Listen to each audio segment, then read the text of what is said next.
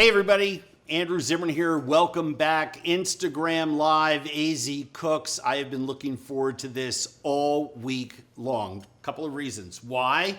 Love spending time with you guys. B, I love cooking this dish so much. I make it at home at least twice a month, so I'm really excited about the food that we're making today. Couple things to get out of the way first. Number one, huge thank you to our sponsors, Florida Caña Rum, Jalados Mexico, and the good people at Shun Knives. So that's fantastic. Thank you to them, and thank you to you. Check our sponsors out. Go to andrewzimmern.com. Go to our partners page. Lots of cool stuff there. Second thing, our line of spices, the partnership that we did with the Badia Spice Company. All of the spices are available at badiaspices.com.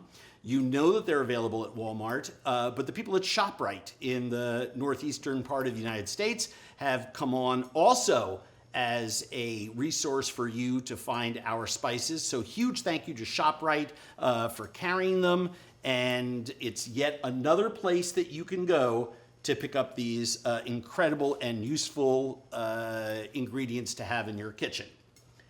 Ingredients. A great segue into today's recipe. Sometimes people look at a recipe and it has like 6 ingredients: salt, olive oil, lemon, a piece of fish, some herb sprigs, and a roasting pan. And you're like, oh, easy, I can do this. And it actually is deceptively difficult in some ways. Yes, it's simple, but it may not be easy because cooking that fish is a little tricky, right? We've spent all of last month teaching you how to cook different types of fish. Then there are recipes that people look at and they immediately reject them because it has a long list of ingredients. I don't get that for the life of me.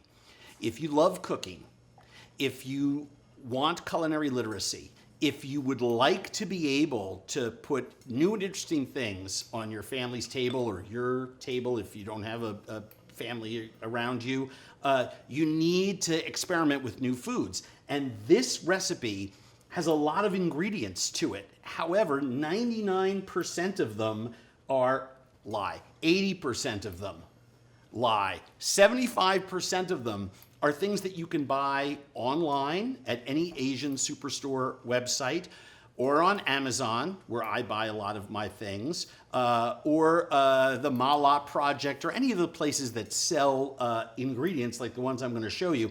And once you have them in your cupboard, all you need is some vegetables like mushrooms and leeks. If you don't have leeks, use onions. If you don't have mushrooms, skip them.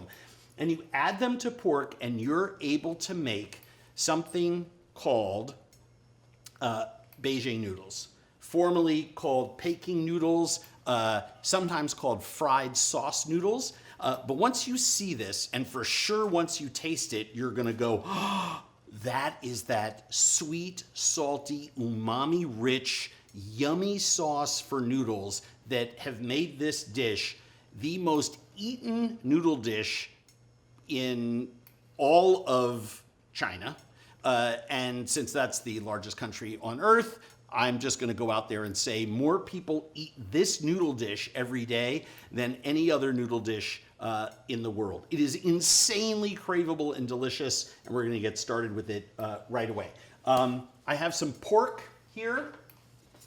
This pork has salt and pepper and cornstarch in it, and I'm going to throw it in to my wok, which I preheated, and it doesn't need to be wildly preheated either, because that pork and the fat in it, along with those seasonings, is going to start browning right away. We're gonna add a little bit of oil around there. It really depends on how fatty your pork is. If you are one of those people that grinds your own pork, or you've got a CSA of some kind, and you've like pork belly and you want to grind that, it's very fatty. You won't need any oil at all. You may need to skim some fat off at the end, or like me, I actually like to cook the sauce with enough thermal momentum, boiling, enough velocity, so that the fat actually emulsifies into the sauce. It makes it really, really yummy and delicious. You can see this sizzling away. It's not going to take very long in our wok for this pork to to cook through. And while that is starting to sizzle, I want to talk about the rest of our ingredients. There's a question. Vicky is raising her hand feverishly. Someone's asking, what's the pork blend? This is just a ground pork shoulder, so it's probably about 70-30. Ground pork is not sold with a lean to fat ratio the way beef is sold. You really don't need to worry. I've made this dish with very lean pork. I've made this dish with very fatty pork, and the results are spectacular either way, although I do prefer one that's a little fattier. It's why I like the shoulder or the rear legs. The fresh ham is a great cut to use from this. Yeah? Why would you add cornstarch to pork?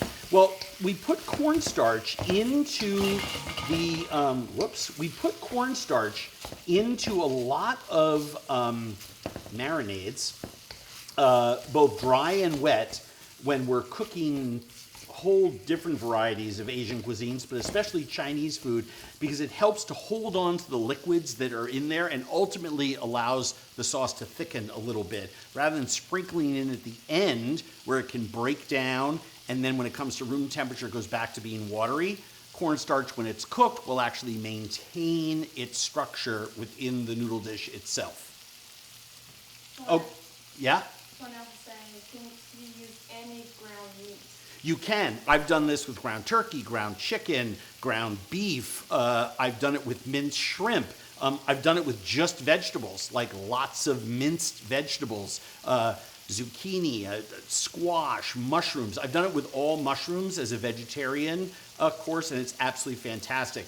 Instead of slicing the mushrooms like I have here, just take handfuls of them and pulse them in the food processor. Ultimately, we're going to add leeks and mushrooms. We're going to add black beans, salted black beans, garlic and ginger. We're going to add Shaoxing, Chinese rice wine. We're going to add sweet wheat sauce, which is actually the sauce that you get in Chinese restaurants with like your mushu pork or your Peking duck, right? It's sort of like a sweet, it's what hoisin aspires itself to be. As well as yellow bean paste, even though it's not yellow, it's made from fermented yellow beans. And this is a fermented bean product. Both of these are like, think of them like ketchup and mustard and relish and Worcestershire sauce. They're things that anyone who cooks Chinese food has these in their refrigerator or on the shelf in their pantry so they can use them. They both come in jars and cans and are available in any Asian market or online at Amazon. They'll come right to your house. By the way, recipe for this is on our website, so super, super easy to find it after you watch me cooking this. We're going to add soy sauce, and then we're going to add later on a real indispensable ingredient in Chinese cookery, again, one that comes in cans or Tetra Packs in all manners. Some Chinese markets, as well as other Asian markets, will sell it in loose and bulk form, the same way that you buy cashew nuts at the supermarket now in packs, but you can also go to the bulk section. And that is pickled mustard greens, which have a wonderful, salty, rich flavor. All of these pickled and fermented ingredients all have glutamates in them. Glutamates are the natural building blocks of umami. They make all things taste better, which is why this dish is so absolutely craveable. You can see here, I don't have this on high, I have this on sort of like a low high or a high medium. And so this is just browning along very, very nicely. I'm actually going to raise the temperature on this a bit because I'm going to start to add some more ingredients to it. And of course, you can use any kind of noodle you want, right? A glass noodle, a bean thread noodle, whatever you have lying around the house. This is a Chinese egg noodle. It's about the thickness of spaghetti.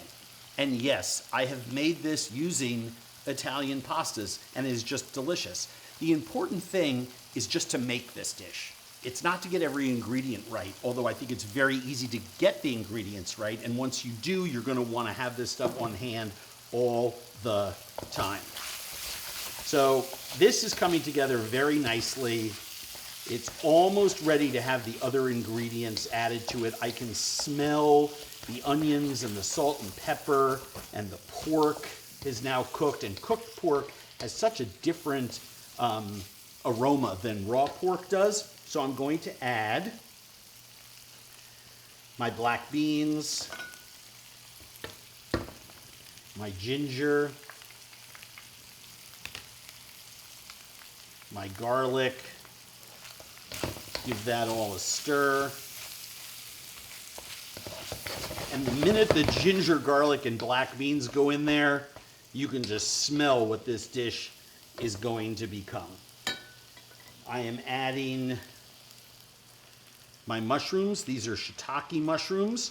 You can use fresh ones or you can use dried ones. Either way. Can you use any other beans besides black beans? Well, these are not black beans in the sense that you might be thinking of. This is a Chinese bean that has been salted and allowed to ferment. And it turns black, and it's that salted, craveable umami fermented flavor that is what makes this dish so unique. I'm going to add a big handful of scallions. And we're just going to let that sweat for a little bit and let the scallions wilt. Leeks wilt. Can you use green onions instead of leeks? Absolutely you can. If you don't have leeks, you can use cabbage in this at this point. The cabbage gives off a lot of water. Don't be afraid of that by any means. Don't shirk away from it, even if you're absent a dish. The crucial ingredients here are all ones that are shelf stable and just cost literally a few dollars for big jars. And that is the sweet wheat sauce or sweet wheat paste. It's sold either way. The yellow bean paste, which is sold under 100 different labels. Li Kum Ki, by the way, which is like the Heinz of China, makes a great line of all these sauces. And of course, the soy sauce and the black beans. All shelf stable, all delicious. So I can see that the leeks are starting to go. And so we are going to add our rice wine and our chicken broth. Did you add Chinese 5-spice? You could, but Chinese 5-spice is such a dominant flavor. It has a lot of ingredients that are very strong and powerful, right? Things like cinnamon and clove that are in there. So I would not. I'm going to add my scallion. I'm going to add my brown sugar. I'm going to add my soy sauce. And now I'm going to take my spatula and I'm going to add my sweet wheat sauce. Again, if you've ever had mushu pork or Peking duck in a restaurant, Chinese restaurant, that's what that is. Our yellow bean paste. And now, briefly switching tools, I'm going to give this a stir. Now we've just added these liquids, right? And we want that to come up to a simmer, and we want this sauce to cook. It only takes about 10 more minutes, maybe 12. If you have enough thermal momentum, I can see steam coming off of this, right? So I just want to make sure that my thicker sauce ingredients are well incorporated. I'm not playing with my food. This really has a purpose to it. And I'm going to stick a cover on this. I'm using a wok. If you want to use a pot like this to do it, by all means go ahead. You do not need a wok to make this dish, although you know I like woks. The shape of the wok allows for heat to be conducted a certain way. These iron woks are really fantastic. It's thin metal, so they heat up quickly and they respond well to temperature change. I'm just going to put a lid on that. This is not a Li Kum Ki brand, but this is, it's cans like this that the sweet bean sauce and the yellow bean sauce come in. And I only used a few tablespoons out of this one for the recipe, so I put the rest in a plastic container in my refrigerator. And then you have it there. It will last for months and months and months, and you will find hundreds of uses for them. Now, I have to tell you, huge shout out to my friend Judy, who is one of the 4 family members that runs a blog and website online called The Walks of Life. I've been a big fan of theirs for a long time. I had wanted to make this dish for a long time. I had used a couple of cookbooks and had developed my own recipe. And then I saw that Judy published her version. 2 daughters, husband, wife, Judy's the mom. And they all take turns posting recipes. And Judy posted her version of this on the Walks of Life. And I was like, oh my gosh, because I'd had a chance to cook with Judy and her family a couple months ago, well, pre-COVID, last fall, I guess, geez, it's been already almost a year. I cooked with them, I think, last early December. And because I trust her and we think the same way about food, I knew I wanted to try her recipe. So I took it and then I tweaked it, made it 4 or 5 times, added some ingredients that she didn't add, and I decorate mine more in the tradition of some of the noodle shops in Beijing, in that once I plate them, I add a little cucumber, a little radish, and a little scallion, although this does not make it any more or less authentic. It just was the way I was first introduced to the dish. My grated carrot and my pickled mustard leaf is going to go in at the end after 15 minutes when this is done. And I want to turn the heat down on this, and the reason I'm doing that is I can hear it simmering away. So I just want to maintain that simmer for about 12, 14 more minutes, and then we will add these ingredients and we will serve it over noodles. So the next thing we have to do is turn our attention to the noodles. So I'm going to raise the temperature on this. Yes, go ahead. Is there a specific rice wine that should be used? Well, Chinese rice wine, Shaoxing, is a wonderful ingredient. There are really, really good versions of it available in Asian markets and in and online stores. There is, the most popular brand is a very inexpensive house brand in a lot of markets that I don't think cooks up with really good flavor. I like the aged and longer brewed versions of it, much the same way that you can buy really crappy soy sauce in an American supermarket. You can buy really crappy Chinese rice wine in an American market. The quality is not that great. So I find that the 3 and 5-year-old aged bottles of Chinese rice wine are vastly superior. It doesn't cost very much. It costs like $8. It looks like a wine bottle. And you use them in quarter cups and half cups, so it'll last a good long time. If you don't have Chinese rice wine, try Japanese or Korean rice wines, right? There's not a liquor store in America these days that isn't selling sake, right? So you can always use that as a replacement. Make sense? Peek in there. Oh yeah, still simmering. Do those fruit bars need to go in the freezer behind you?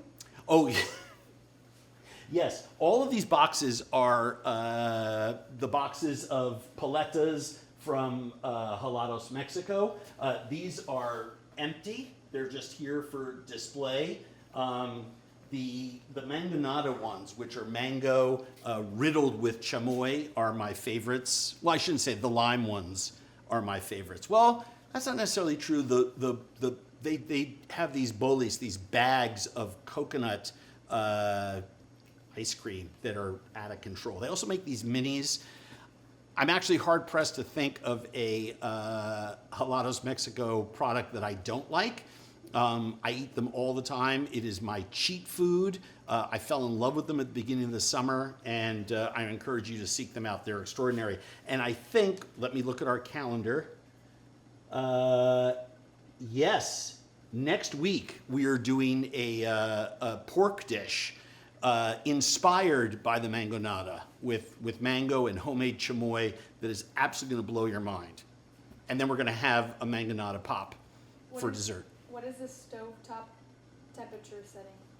Well, I have this is on medium now because when it's covered, the thermal momentum stays in there, so it's still simmering and boiling away. I turned up the temperature on my water here, my salted water to cook my noodles, and I'm just waiting for that to come back to a boil. I took the lid off and it died, and it's now coming back, and I want a little more boil there. The noodles will only take about 4 or 5 minutes because they're fresh. They're not dried, right? Slightly dried. So they'll cook rather quickly. Drain them, put them in the bowls. I'll be able to spoon the sauce right on top of it. So someone was wondering, how do you tie your apron? Hold on one second. So perfectly? Oh, how do I tie my apron so perfectly? Because I paid attention to my parents when I was little.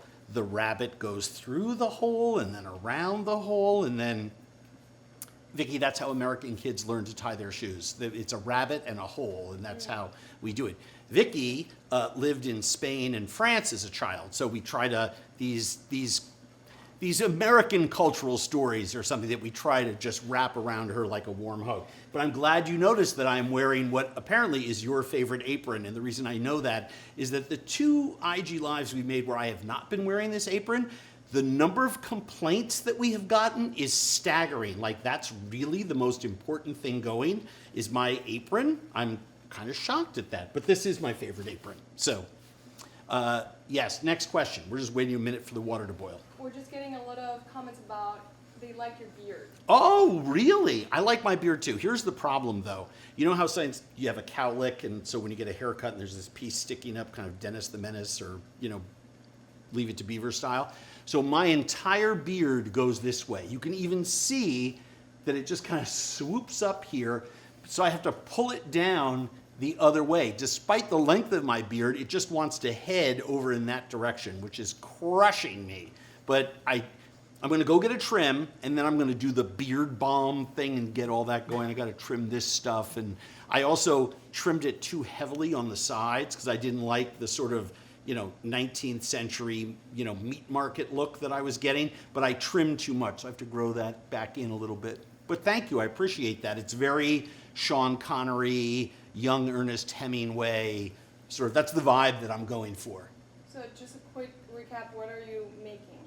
This is fried sauce noodles, otherwise known as Beijing noodles, at one point in time called Peking noodles, and one of the dishes that has been cooked in America in Chinese restaurants. I grew up eating in the several Chinatowns in New York City as a young kid, even in the 60s.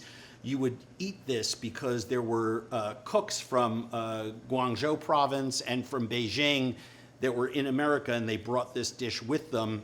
It is a sweet and salty meat sauce for noodles that is, once you taste it, you're going to be like, oh, I've had that before, even if you don't remember it, because you will taste the flavor in the sauce. Oh, boiling. And Stick they want that you in to there. grow your beard longer, and then you can just curl it at the end. Do you think I should do that Captain Lou Albano thing where I put rubber bands in it as it goes down? I could do that. No, I'm definitely not doing that. I like my facial hair now, although I should have shaved my hair today. I felt really embarrassed. This is a true story.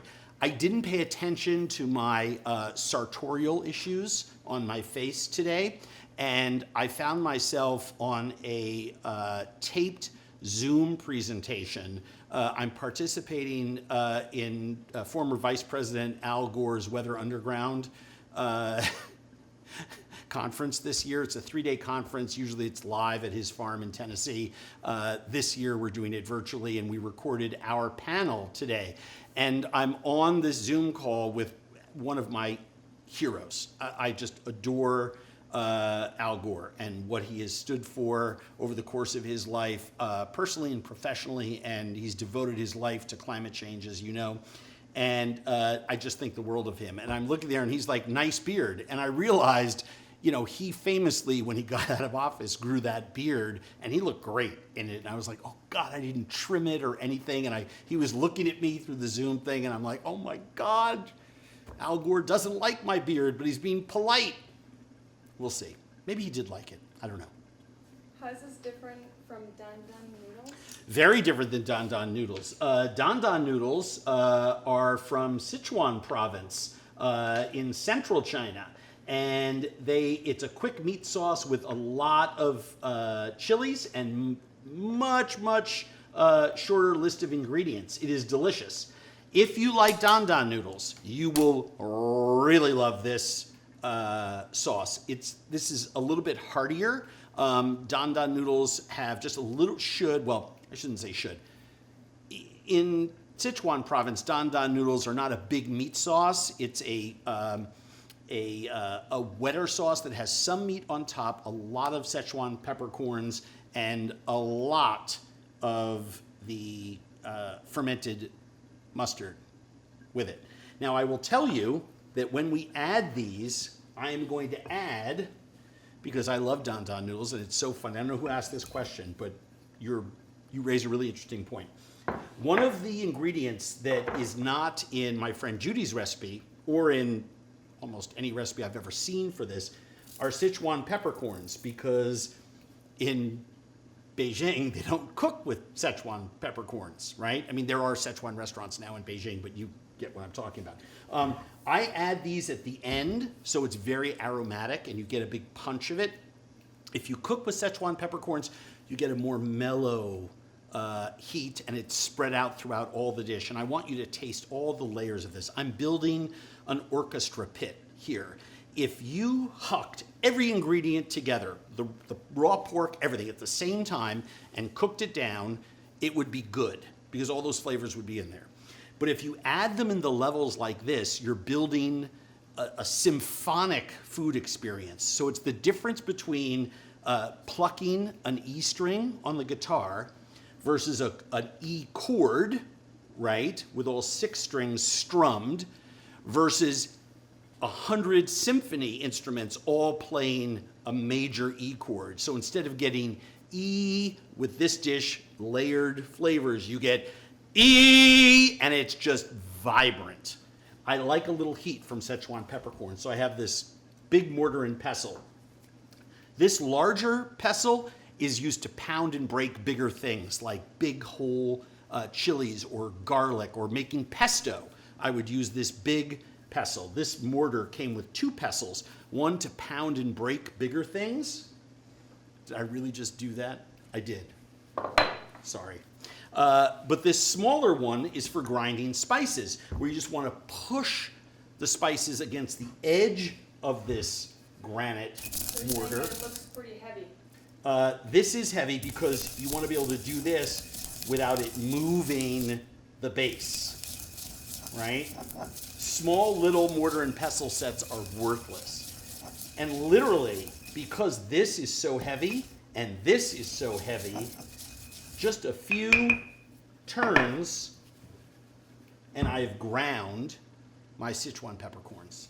And they are insanely aromatic. And I'm just going to put these into the bowl that has my mustard greens in them. And the reason I'm doing that is then it's just one less thing to add.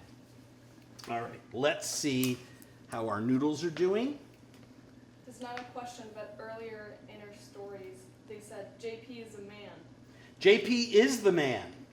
JP is the man. JP Samuelson he's the culinary director at Passport Hospitality, and he runs that business with me, and he is a great guy. Friend of mine for like 28 years And here in the Twin Cities. Gavin asks, how good looking is Gavin in real life? Gavin is staggeringly good looking in real life. In fact, one of the problems that I have, Gavin Kaysen, very famous chef, is one of my best friends, and I don't like to go in public with him because everyone is always looking at him. The brightness of his incredible physical appearance is almost too much. You got to wear sunglasses around him. That's how good looking Gavin Kaysen is. Gavin, I wore your apron last week. We pushed people to search out Mentor and get involved. I hope people did. All right, let's test these noodles. Absolutely perfect. I have a big wand here.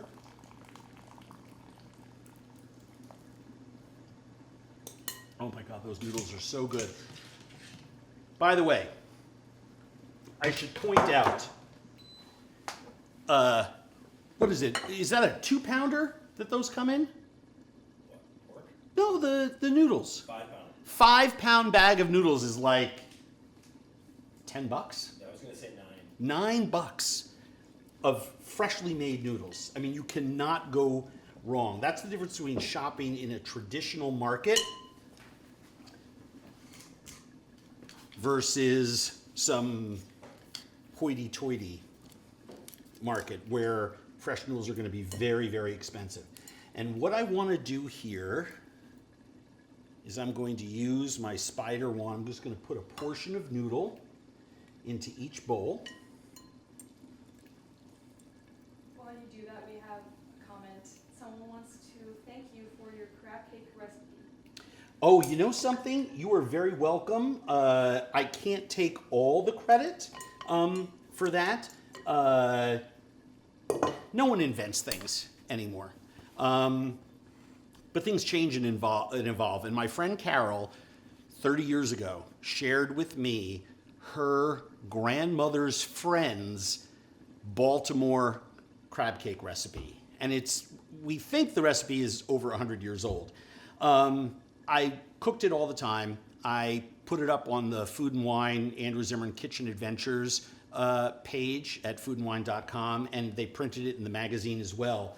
And I'm really proud of that. The crab cake recipe was included in Food and Wine magazine's 40 best recipes of the last 40 years. The recipe's at andrewzimmern.com. There's even a video of me making it. But more amazing, it's the #1 downloaded recipe at foodandwine.com. How crazy is that? How crazy is that? It literally is crabs, some saltine crackers, little mayo and mustard, salt and pepper, and that's it. But the technique of letting it rest twice is so crucial to making them stick together and then frying them lightly. It's ethereal. It is the best crab cake recipe of all time. Do you have a recommendation for good soy sauce? Oh gosh, yes, absolutely. Depends on Japanese or Chinese. I would encourage people we had that video that we did in my kitchen where I showed people some of my the Zhengbai 5-year-old soy. 5-year-old soy sauce. I always get it confused with their Chinese black vinegar, which is 5-year. I love that for Chinese soy sauce. For everyday soy sauce use, if you like Japanese soy sauces, Yamasa has some really good ones. With buying soy sauce, you have to find one that you like. But in general, the trick is get one that is 100% all natural and naturally brewed. And the only ingredients in there, right, should be salt and the beans and water, right, and wheat. I mean, there shouldn't be caramel coloring or artificial flavorings or stabilizers or anything like that in your soy sauce. Okay, so that sauce is ready to be stirred. Man, oh man, do I love this. And hey JP, do you want to toss me a towel? So now it's time to put in our Szechuan peppercorns and our pickled mustard greens. By the way, Gavin and I are cooking a charity dinner here tomorrow night in this studio. I will save some of this for you. Someone said, my Japanese mother agrees with you in soy sauce. Yeah, Yamasa is just a really good everyday brand. Yamasa has some really good aged soy sauces. They are really spectacular. And I'm going to stick some of my carrot in there. The carrot adds a sweetness and some nice color. Oh, I can smell those Szechuan peppercorns. Are you releasing any interesting videos on YouTube? We are. We've got some really cool stuff. In fact, video is a big part of our push on YouTube. We're asking people to go and subscribe there to our YouTube account. Vicky and I are working feverishly on some things. We have some cool projects starting in 2 weeks. We're going to be doing on Thursday a Throwback Thursday video release with old stuff when I was young and fat and stupid. You're going to really laugh at some of that. We are also going to be creating other videos here during the week that we're going to be releasing, and we're dipping into the intuitive content archives to put out some stuff. We have to get clearances from partners and other things like that. But we have some cool stuff coming out on YouTube because we're going to be growing our YouTube presence over the course of the next 6 months. Is it the best way to clean the mortar and pestle? What a great question. This one, I don't like to rinse it. I like to take damp rags and clean it out. And what I do after I do something like hot chilies, or if I'm grinding something that has saffron in it, or Szechuan peppercorns, take 2 tablespoons of dry rice, right? Uncooked rice, put it in the mortar, grind it with a pestle into a powder, and then wipe it out with a damp cloth or damp paper toweling. The rice, when it grinds up, will pick up all the other crap and pull it out. So the next time you go and grind something in there, it's not going to have the flavor of the garlic or the saffron or the Szechuan peppercorn. And quick, what's your YouTube channel called? Andrew Zimmern, which was super inventive on our part, I know, but I think very appropriate. Okay, so the sauce is done. And now it's ready to be used. Now, I make a big batch. Why do I make a big batch? Because I like to cook. Oh, yes, shut up. I like to cook a big batch because the trick is to cook once but eat many times. So at home, I will roast a big bird or a small turkey, and it's a meal hot for me and friends or whatever. My kid is home. He eats like a house because he's growing like a weed. And then the next day I have soup. The next day I have turkey pot pie. The next day I can freeze the soup or the pot pies, right? So that you're eating off of it. And I just spoon this sauce. And you want to have that incredible liquid is part of that. And then I'm going to do one of these the way so many restaurants, so, you know, in Beijing, not only do most restaurants have these, not just noodle restaurants, but most restaurants, but there's also a version that's in the night markets. There's a version in all of these places that you buy food. And in certain places, they love to put cold, crunchy veg on them, so you'll see that sort of thing. Sometimes they just put a little bit of scallion, and they put that sort of thing there. While you guys are showing that off.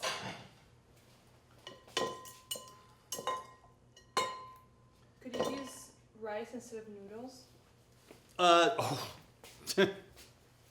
This is, I gotta tell you, the people who are tuning in today are the smartest folks that we have had watch. These are the best questions. Yes, I will tell you that I will put this over leftover rice. I will put this over fried eggs or under fried eggs. Once you have this in the house and you taste it, you will not stop finding incredible ways to utilize this meat sauce, right? Yes, traditionally it's always served over noodles, but oh my gosh, I mean, how delicious is this? Let's taste it and see how we do. By the way, do you notice what I didn't do? See how smart this group is.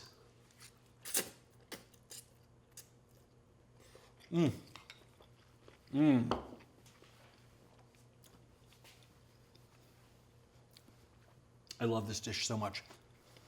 I didn't add any salt.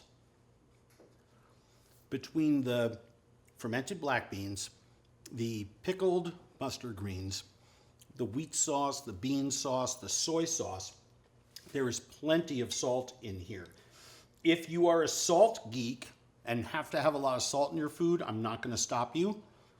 I've just learned that this is just so beautiful as is. If you want to add salt, go right ahead. How long can the meat sauce be kept in the fridge?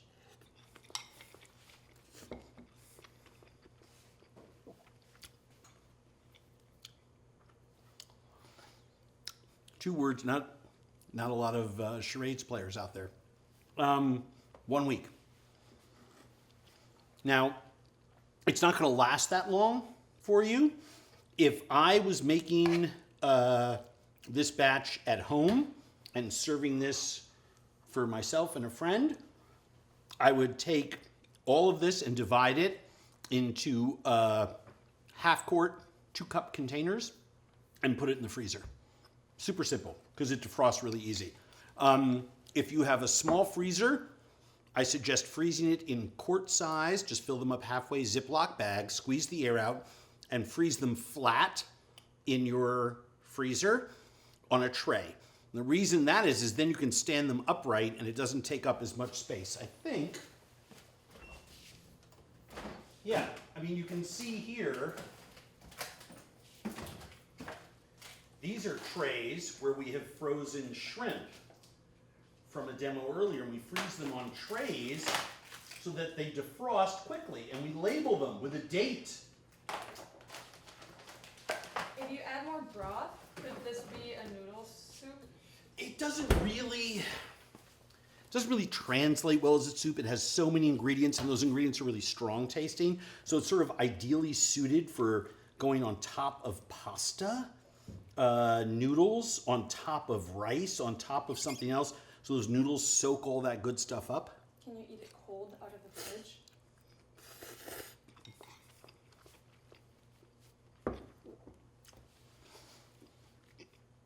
I will tell you right now, a small container of this will come home with me tonight. I'll probably fall asleep watching a movie on Netflix, something like that.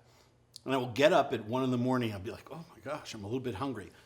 I will walk downstairs, open up the fridge, and with just the light of the refrigerator illuminating my shame as I gorge myself at 1 a.m. with my 9th meal of the day, I will eat this cold out of my fridge, oftentimes with just a spoon. The other thing that I do is if I have lettuce of some kind, I'll take some lettuce out and I'll make lettuce wraps with this, which is crazy, hysterical fun. The other thing, I just did this the other day. I grilled some whole fish, some sea bass, and then I put this sauce on top of it as a centerpiece dish for a Chinese meal that I made at home. Super simple. You ever have a whole fried or whole steamed fish in a Chinese restaurant or make one yourself? And they have a meat-based sauce on top of it. Oftentimes it's a version of this. Do you prefer cake or pie? Pie. Depends who's doing the baking. Favorite squash recipes? You guys are blowing my mind. This morning, I think it's still our latest post. Once we shut down this IG Live, this post will become our latest post. But if you follow me on Instagram, and I'm sure we also put it out on Twitter and Facebook, you will see that we put 4 or 5 squash recipes up, pictures of them, as well as a link in our bio to our website. But you can just go to andrewzimmern.com and punch it in. We have squash gnocchi. We have an incredible veal and squash bolognese that maybe is my favorite squash dish that highlights squash, where squash isn't the main ingredient. We have our spaghetti squash crumble there and a lot of really, really great squash recipes. I love cooking with squash. The earlier in the season that you eat them, the more watery they are. But the ones, right now it's October in Minnesota, so the squash is just perfect. And the butternut squash with that veal bolognese is absolutely out of sight. Someone said they just found your spices at their local Walmart and Hey. they love it. Oh, you love it? Thank you. We love it too. I got a text from a friend of mine who's a chef owner of a restaurant in Los Angeles, and they got the French kiss and the Mexican spice blend, and they said they can't stop eating them. And the Mexican spice blend does not last long in my house. I put it on popcorn. And the reason I do is we put dehydrated lime juice in there, so it has a little bit of a tart kick to it. And this stuff is just perfect on popcorn. You can't stop eating it. I actually had it last night while I watched the debate, which was definitely good political theater. I was very jazzed. Someone's cooking for vegetarian friends. They're asking for the best substitution for meatballs. Okay. I know that plant-based meat is like the biggest thing in the world right now, right? And before that, it was like, black bean burgers and stuff like that. But I happen to love real food that stands on its own. A lot of times it's referred to as naked cooking, where you don't mask up a lot of things. You don't remake meatballs, which are made with meat. Why not just do a really delicious vegetable saute or do little timbales of roasted vegetables that will go into whatever you're wanting to put the meatballs in? It's kind of like when people say to me, I get this question a lot, or I got a lot at public events, can you give me a creme brulee recipe that's vegan, sugarless, and dairy-free? And I would look at them and I'd say, absolutely, it's called an apple. And, at a certain point, you're just tweaking and changing things and it becomes unstable as a dish, in my opinion. Better to go back to the beginning and think about what it is you want to serve your guests. And at this time of year, there's so many incredible, incredible vegetables in the market. You can do things that don't have meat in them that are remarkable dishes. And I hate to be an endless website pimp, but our website has a ton of really, really, really great ideas for you. Hey, we've run out of time this week. Next week, we're doing the pork with mangoes and chamoy. We're going to show you how to make a homemade chamoy. It's going to be absolutely spectacular. Big shout out to our sponsors. They're on our partner page at andrewzimmern.com, so please check that out. Our YouTube channel, please subscribe to it. Please make this wonderful Beijing noodle, fried sauce noodle recipe. You're going to absolutely love it. It's going to change your life. Get those ingredients that are on the ingredient list. Have them around. You can then cook almost any Chinese dish in the universe if you have 8, 9, or 10 different pantry ingredients. It's not the fresh ingredients that are, it's those pantry ingredients that will allow you to cook in whatever genre of cooking, whatever culture you want to dip yourself into for the night. Huge, huge, huge shout out for the inspiration to my friends at The Walks of Life. If you're not following them, you are really missing out. ShopRite, thank you for carrying the spices. I love all of you. Thank you for growing this. We've been seeing a real doubling and trebling of numbers over the last couple months. Please tell your friends to join us on Thursday afternoons. See you next week.